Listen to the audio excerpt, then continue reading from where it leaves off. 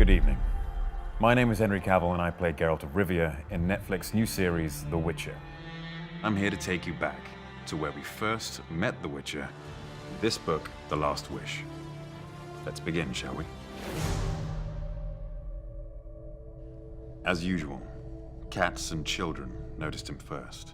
A striped tomcat sleeping on a sun-warmed stack of wood shuddered, raised his round head, pulled back his ears, hissed, and bolted off into the nettles.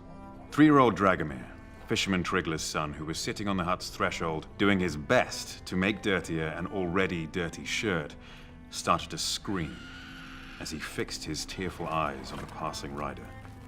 The Witcher rode slowly, without trying to overtake the hay cart obstructing the road. A laden donkey trotted behind him, stretching its neck, and constantly pulling the cord tied to the Witcher's pommel tight.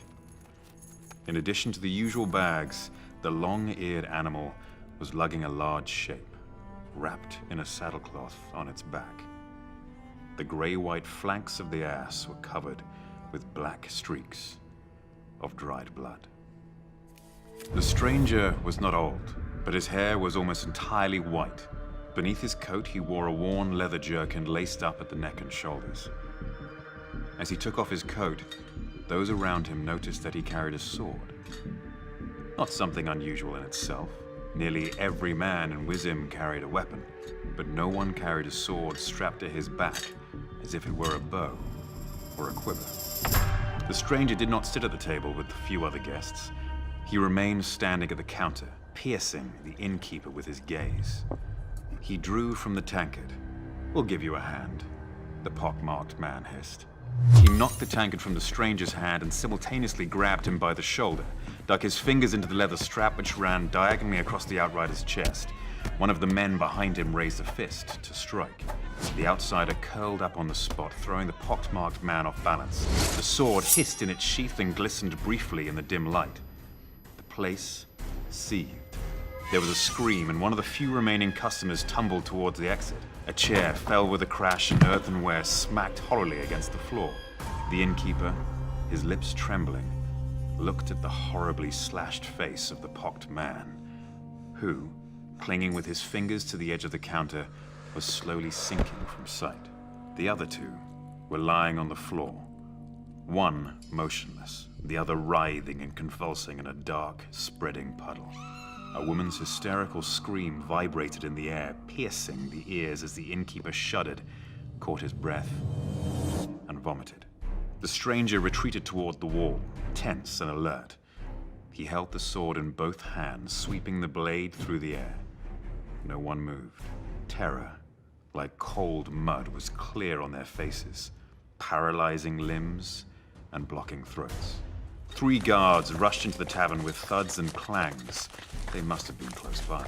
They had truncheons wound with leather straps at the ready, but at the sight of the corpses, drew their swords. The Rivian pressed his back against the wall, and with his left hand, pulled a dagger from his boot.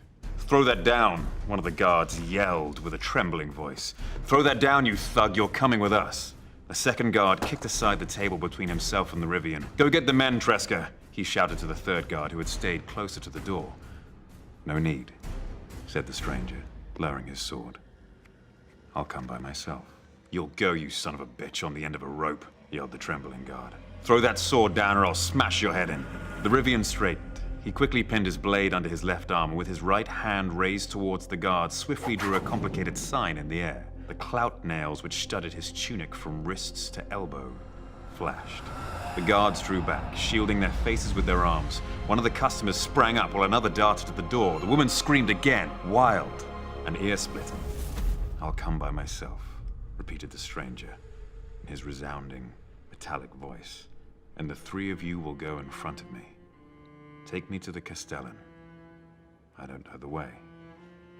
"Yes, sir," mumbled the guard, dropping his head. He made towards the exit, looking around tentatively. The other 2 guards followed him out backward, hastily. The stranger followed in their tracks, sheathing his sword and dagger. As they passed the tables, the remaining customers hid their faces from the dangerous stranger. And there you have it. It's not easy being a Witcher. Trust me, I'd know. You'd think people would be a little more grateful when you save them from monsters. Thank you for joining me for this reading. But as you know, Geralt's adventure is just beginning.